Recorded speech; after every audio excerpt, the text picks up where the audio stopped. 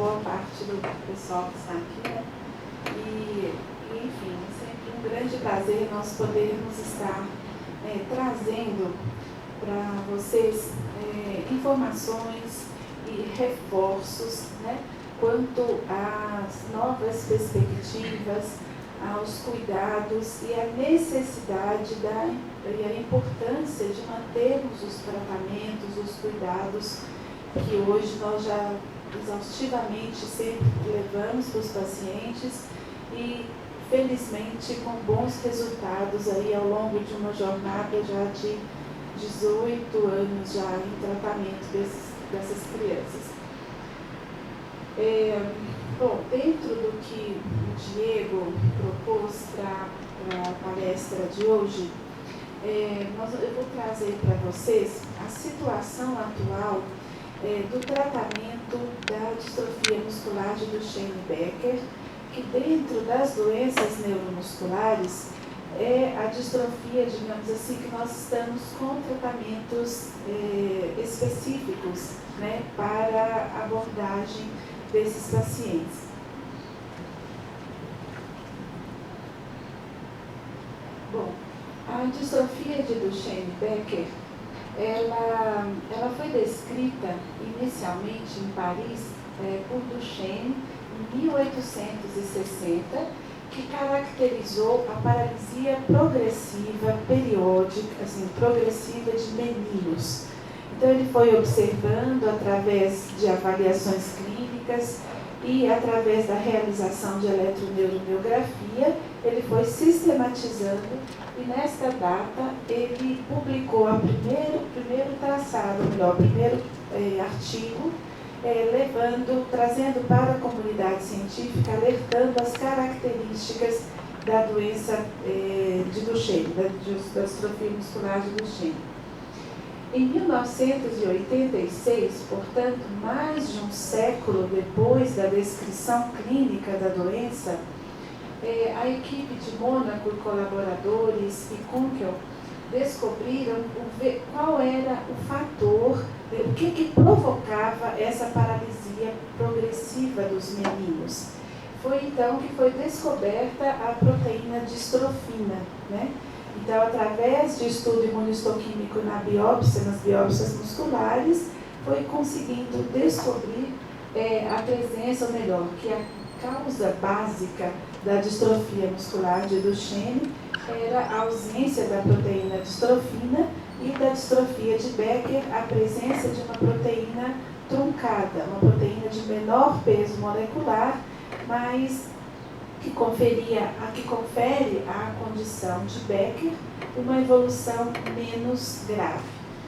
E em 1988, portanto 2 anos depois, a equipe do professor Eric Hoffman, nos Estados Unidos, descreveu o gene que codifica a proteína distrofina.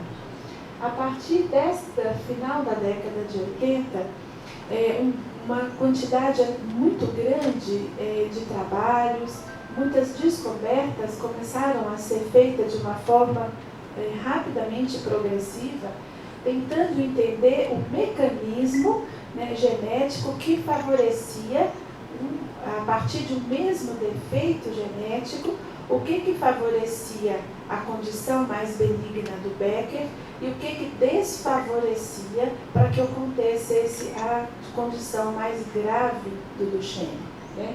Então, uma sucessão de trabalhos, de experimentos, vem a partir dessa década, desse final da década de 80, sendo produzido de uma forma fantástica e com resultados hoje já podendo ser revertidos, né, aplicados já na forma de testes clínicos. Várias experiências passaram desde esse período da década de 90 até os dias de hoje. Muitos não deram certo, foram testados, foram descartados. Alguns não deram certo no primeiro momento, mas continuam sendo aprimorados, sendo melhorados, para que a gente possa atender as várias, digamos assim, situações que provocam a distrofia de Duchenne. Então, a incidência, isso aqui a gente repete, mas A incidência da distrofia de Duchenne é 1 para 2.300 em algumas estatísticas, a 1 para 3.500 meninos nascidos. Vale lembrar que é a segunda doença genética mais frequente da infância. Devido a essa estatística de ser a incidência 1 para 2.300 a 1 para 3.500, nós ainda temos que classificar a distrofia de Duchenne como uma doença rara, né?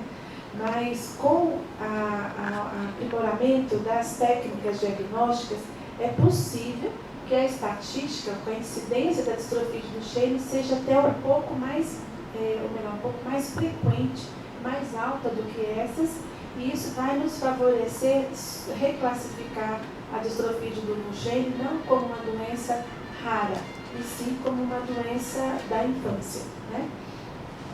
O Becker já é bem mais raro, a incidência é 1 para 30 mil, né, meninos nascidos. E dessas crianças, do universo dessas crianças, 60% desses meninos são nascidos de mães portadoras. Portanto, trata-se de uma doença hereditária que vem passando de mãe para filho, né, nessa família. E 40% desses menininhos são as chamadas mutação nova, na qual a mãe não é portadora. Vale sempre lembrar que o menino desenvolve, tem evolução clínica da fraqueza muscular progressiva. A mãe, ela não tem a doença, ela não progride, na maioria dos casos, ela não progride com a fraqueza muscular. Ela tem um quadro de fadiga importante, principalmente à medida que ela vai envelhecendo, depois de 30 anos de idade, mas ela, no coração, a doença tem uma progressão e uma progressão grave, mais grave do que no menino. Então, a mãe, o coração dessa mãe tem que ser tratado. Ela tem que receber todos os cuidados de uma potente cardiopata. Então, não vale simplesmente falar, vou saber se eu sou portadora para que eu não tenha ou saiba o risco de ter um novo menino. Isso é muito importante para o planejamento familiar, para que essa mãe possa, de posse de uma informação de ser portadora ou não, poder, junto com o seu marido, decidir se vão ter um novo bebezinho e correr o risco aí de 50% de chance de ter um novo menino portador. Isso é um direito que as famílias têm de saber, para que ao planejar a sua nova gravidez, saibam desse risco. Mas a mãe, embora não se torne uma cadeirante, não vá ter uma fraqueza muscular importante, ela é uma potente cardiopata. Então, os meninos do Duchenne, eles têm 40% de chance de desenvolver cardiopatia, mas a mãe tem 60% de chance. E da mesma forma que o Becker tem uma evolução clínica mais lenta do ponto de vista da fraqueza muscular, mas do ponto de vista da cardiopatia, ela é mais grave e mais precoce do que no Duchenne. Então, nós temos que estar sempre atento para o segmento cardíaco desses pacientes, né? E hoje, este é um capítulo que toda a literatura já é concordante em admitir que o tratamento correto da distrofia de Duchenne e do Becker bloqueia a evolução da doença no coração. Então, nós temos sempre que estar atento. E está cada vez mais patente que o componente cardíaco é que realmente é o verdadeiro fator limitante de vida dos pacientes. Então, nós precisamos de nos atentar. E a manifestação clínica da cardiopatia no Duchenne e nas mães é através de arritmia cardíaca. Então, uma taquicardia subclínica no menininho que não tem nenhuma repercussão, ela pode ser um sinalizador muito precoce de um início, né, de uma progressão da doença no coração. Então, a avaliação cardiológica semestral é sempre mandatória, né? Então, o acompanhamento conjunto neurológico com o clínico cardiológico, ele faz de extrema necessidade e de grande importância. A prevalência, o que quer dizer? Prevalência quer dizer o número de nascimentos ano, né, de crianças comprometidas. Então, a prevalência do Duchenne no anual é de 1 para 6 mil crianças nascidas. Então, é uma prevalência alta. No Brasil, com uma média de 17 milhões e 700 mil crianças ano, nós temos aí em torno de 600, uma média de 600 crianças nascidas ano portadoras de distrofia de Duchenne. Então, não é muito baixa, não. Então, nós precisamos de ter de conquistar a condição de podermos diagnosticar precocemente, identificarmos esses potentes portadores ou afetados, para que a gente possa planejar e alertar essa família que quanto mais cedo pudermos iniciar o tratamento, melhor é a evolução da doença, né? Então, aqui é um heredograma simples, né, de uma forma bem simplificada, mostrando o que é uma doença, qual é a herança da distrofia do Duchenne-Becker. Por que é chamada uma doença de herança ligada ao X? Ele é ligado ao X porque quem é a portadora do gene defeituoso é a mulher, né? O homem, ele contribui com 2 cargas genéticas sexuais. Então, ele sempre carrega um cromossoma X, que ele herdou da mãe, e o cromossoma Y, que dá a característica masculina, que ele herdou do pai. A mãe, a mulher, ela só tem uma única carga genética sexual. Ela vai produzir óvulos com a carga genética, a carga genética X. Então, os óvulos, portanto, os gametas da mãe, a mãe só pode contribuir para formar um menininho com o cromossoma X. Então, em cada gravidez, aleatoriamente, né, nós temos 50% de chance de uma gravidez ser feminina e 50% de chance de uma gravidez ser masculina. Quando essa mãe é portadora, ela tem, nas meninas, ela tem 50% de chance de gerar uma menininha portadora e 50% de chance de ter uma menininha normal. E quando ela gera um menino, né, quando é gerado um menino, os menininhos terão 50% de chance de ser um menino normal, que recebe um X normal da mãe e um Y do pai, que não tem problema, e tem 50% de chance de ter um menino doente, né? Porque ela vai estar, neste caso, ela vai estar contribuindo para a formação desse menino com o X afetado. E o pai vai contribuir com o Y, né? Lembrando que quem dá essa característica masculina é o cromossoma X, e no pai, essa doença, no cromossoma Y, o braço curto, onde se localiza o gene defeituoso da distrofina, ele não existe, né? Então, quando perde-se a perninha aqui do X para formar o Y, essa carga está exatamente nesse perninha aqui. Então, esse braço curto do cromossoma X, ele é perdido, né, na evolução da diferenciação masculina e feminina, né, na espécie humana. Então, a perda desse bracinho elimina do cromossoma Y esse sítio que forma a proteína distrofina.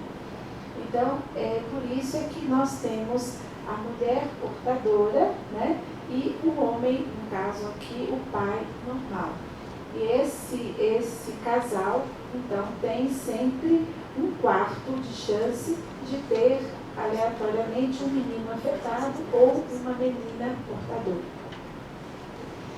Clinicamente, aqui nós temos a descrição dos principais marcos que diferenciam a evolução mais grave do Duchenne com a evolução menos grave do Becker.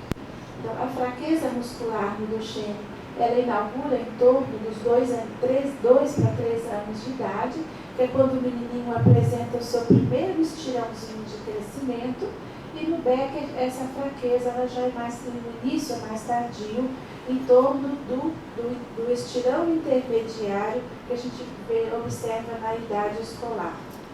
A instalação, devido a essa fraqueza, a perda de movimentação, as instalações de retrações de membros inferiores, no pezinho, no joelho, no quadril e nos membros superiores, elas fazem de uma forma mais precoce quando comparada com o Becker.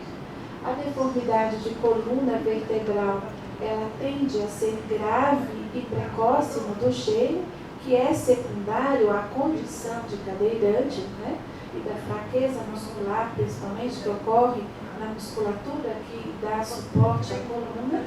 E no Becker você tem essa deformidade menos intensa, ela está de leve a moderada, exatamente por o fato da fraqueza no Becker ser menos intensa, o tronco, né, desses rapazes, ele se mantém mais firme em relação ao Duchenne.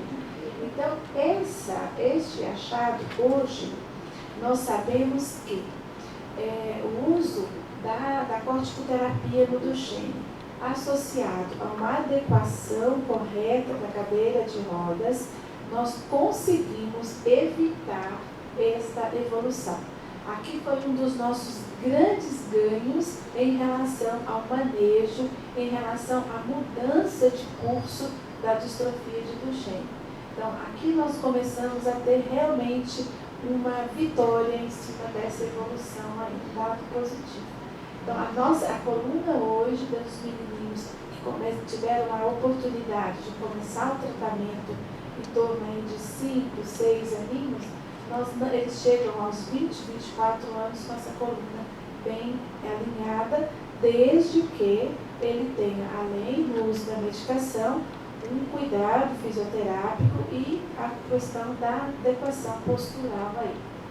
A perda da marcha, em média, na história natural do Duchenne, ela pode ocorrer entre 8 a 12 anos de idade. E no Becker, ela pode ocorrer a partir da terceira década, então a partir de 20 anos de idade. Como nós já falamos, a cardiopatia no Duchenne, ela é secundária à deposição de fibrose, da mesma forma que tem a fibrose no músculo, que vai gerando a fraqueza, essa fibrose também se deposita na parede lateral do ventrículo esquerdo, que é a câmara mais potente, digamos assim, que vai mandar o sangue do coração para o restante do corpo. Então, nesta região, você tem a deposição de fibrose, e é essa fibrose que vai desencadear a arritmia cardíaca. A arritmia nada mais é que uma intercorrência elétrica, né? Você perde o instrumento de condução correto da atividade elétrica cardíaca e, portanto, o coração vai entrando no processo de fibrilação, de arritmia, de modo que ele contrai, mas não contrai efetivamente para impulsionar o sangue. E é exatamente essa arritmia que pode gerar a morte súbita, né? E no Becker, a cardiomiopatia, ela tem uma característica de ser mais difusa, portanto, esses pacientes tendem a ter uma miocardiopatia fibrosada, dilatada, grave. E nós já temos na literatura relatos de 3 pacientes que foram submetidos a transplante cardíaco com sucesso. Aqui no Brasil, eu tenho um rapaz meu que está no INCOR, que a gente, por enquanto, ainda não teve a indicação do transplante, mas é possível que seja um candidato também. A sobrevida pela história natural da doença girava em torno de até 20 anos de idade, e o Becker com uma sobrevida longa, a partir de em torno de da quarta, quinta, sexta década de vida. Então, felizmente, hoje nós temos mudança em relação à sobrevida. Hoje, essa evolução ela já não existe mais. A distrofia de Duchenne, se adequadamente abordada e tratada, ela não é mais uma doença fatal. Então, nós hoje conseguimos transformar a evolução clínica do Duchenne em Becker, né? Então, para tudo isso, tem uma vigilância constante. Os pacientes sabem que a gente faz marcação, né? São retornos, mas vale a pena. Então, nós conseguimos mudar dados muito importantes que gerariam limitação, que era o que realmente promovia a limitação da sobrevida. Que seria principalmente a melhora da condição da escoliose, né? O controle da cardiopatia e a abordagem da fisioterapia respiratória, né, da questão respiratória dos pacientes com o advento da ventilação não invasiva, o BIPAP, os ventiladores de pressão. Nós conseguimos hoje descartar essa limitação da sobrevida, de modo que a expectativa de vida desses pacientes hoje já está em torno a partir da quarta década de vida. Então, isso é uma coisa muito boa, né? Quando a gente pensa, né, olhando naquele primeiro slide, que durante 120 anos a distrofia de Duchenne teve a mesma descrição, com a mesma perspectiva, né? Sem nenhuma chance de mudança, sem nenhuma chance de tentar melhorar. Quando ao fazer o diagnóstico de um paciente, você chegava para ele e falava, olha, seu menininho está aqui brincando, bonitinho, ele tem uma doença que ele vai ter uma interrupção da marcha e não tem uma sobrevida além de 20 anos. E eu não tenho o que fazer. Você vai para casa, você não tem tempo ainda hoje, infelizmente, muitos colegas advogam em cima que você não pode desgastar, esse paciente não pode fazer movimento nenhum, não pode fazer físico porque vai ter um desgaste. Isso é um erro grande. E então vai acelerar ainda mais o processo de perda de força dessas crianças. Então hoje nós realmente estamos numa vertente muito bonita. E eu diria que, eu não sou muito velha não, mas na história da medicina tem 3 momentos importantes. Tem o momento de quando surgiu, descobriu a questão da anestesia, né? Que foi da expansão, por exemplo, diante de um acidente muito grande, você poder expandir, infundir esse indivíduo soro, plasma, sangue, que você conseguia fazer esse indivíduo sobreviver. Então, a Primeira Guerra Mundial foi um palco de grandes experimentos nesse sentido, né? Um segundo momento muito importante da medicina foi a descoberta da penicilina, né? Que foi bem um antibiótico que passou a controlar as infecções que até então matavam muito as pessoas, né? E agora nós estamos numa nova vertente, que é a perspectiva de nós podermos modificar a evolução de uma doença genética. Ainda não tratando propriamente dito o defeito, corrigindo o defeito, mas modificando o curso da doença a partir do conhecimento da causa básica, né, desse defeito genético que aconteceu. Então, nós estamos numa época muito boa. E algumas doenças foram muito importantes para essa importância da genética, da importância de conhecer esse comportamento celular das doenças para favorecer o tratamento. Um deles é o câncer, né? A oncologia foi fantástica. Hoje, quando que a gente poderia falar que quem tinha um câncer sobrevivia? Eu tive um câncer 9 anos atrás, nem lembro dele mais, passou. E é assim que a gente vê, né? Então você usufrui antes, quantas mulheres não morriam com câncer de mama, e hoje a gente sobrevive. Então, assim, e agora nós estamos nas doenças genéticas, né? No caso, a distrofia está sendo a grande bandeira para o tratamento dessas novas, ou melhor, para a implantação dessas novas técnicas de medicamentos aí envolvendo a mudança da estrutura genética, né? Não só medicamento para você tratar as complicações, mas sim medicamentos que você vai evitar as deformidades, ou melhor, as complicações.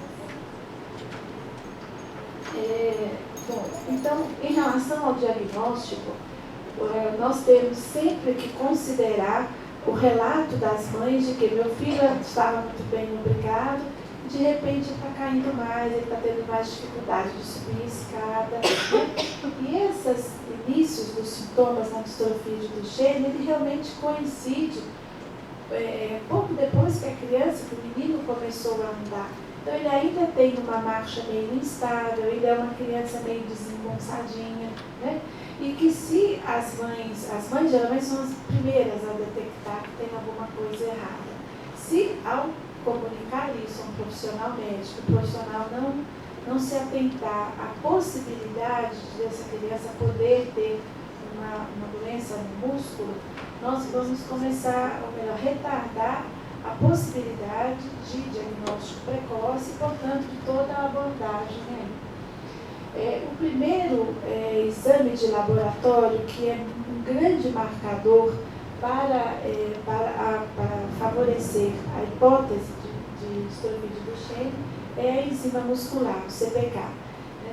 Não existe nenhuma doença na espécie humana na qual a criança está muito bem obrigada e o índice de CPK é tão alto quanto a distrofia de Duchenne. Então, este é um marcador, é um divisor de águas para descartar, ou melhor, para estimular e levar adiante a possibilidade de diagnóstico de Duchenne. Esse aumento do CPK, ele ocorre, ele tem um pico máximo em torno de 1 a 2 aninhos de idade. Desde o nascimento, esse CPK já é muito alto, né?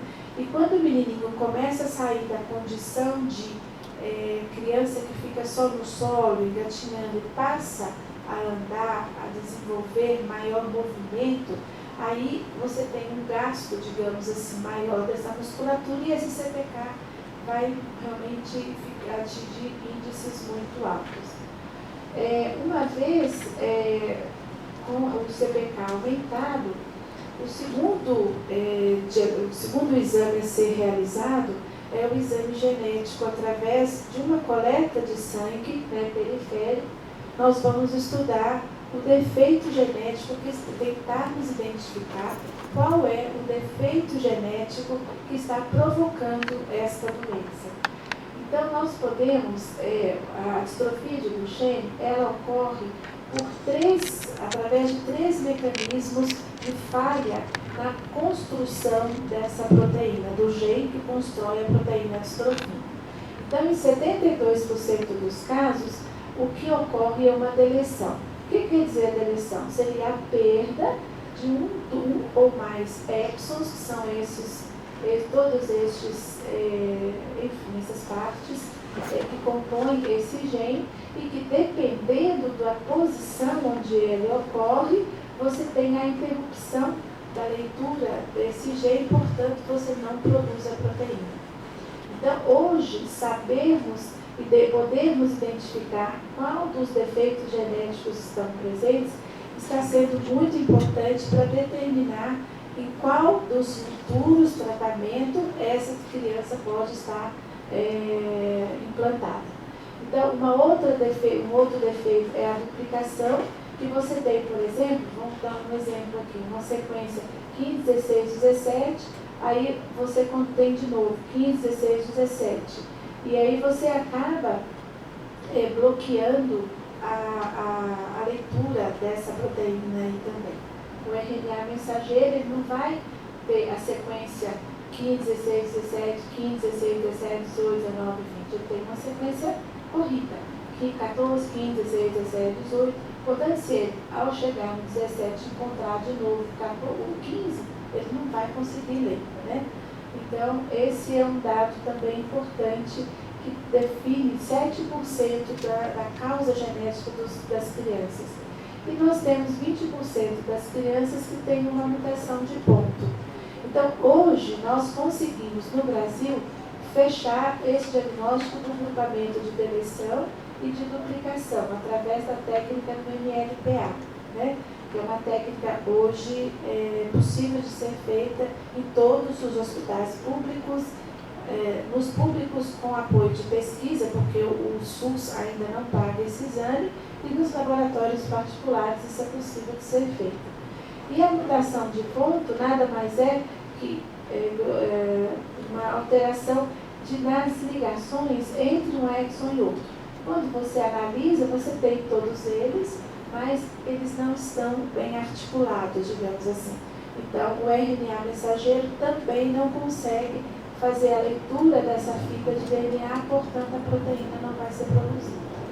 Hoje, ainda no Brasil, para esse grupinho aqui, que tem mutação de ponto, nós fazemos a biópsia muscular. Né? A biópsia muscular, então, é o terceiro método diagnóstico que nós fazemos, né? Nesse grupamento, somente nesses 20% dos menininhos que não têm um defeito genético detectado pelo MLPA, e as mulheres portadoras, as mães portadoras, que têm algum sintoma de fraqueza, algumas podem ter uma clínica semelhante à distrofia de cinturas, com dificuldade para andar, enfim, principalmente na cintura pélvica, essas mulheres também nós fazemos a biópsia delas. E elas vão ter um padrão semelhante ao que a gente observa no Becker. Um outro diagnóstico que é possível de ser feito é um diagnóstico pré-natal, quando esta família já tem um menininho portador, nós, a partir do defeito genético do irmãozinho ou do priminho, nós conseguimos estudar as velocidades coriônicas do fetinho masculino até a 12ª, ou melhor, na 12ª semana gestacional. Esta prática, embora ela seja possível, ela não é uma prática, digamos assim, estimulada, principalmente no nosso país. Por quê? Justifica-se muito fazer um diagnóstico pré-natal quando você tem uma situação que pode colocar em risco a vida da mãe e uma situação que você possa, por exemplo, ter uma indicação de interrupção dessa gravidez. A distrofia de Duchenne e Becker, ela não está dentro dos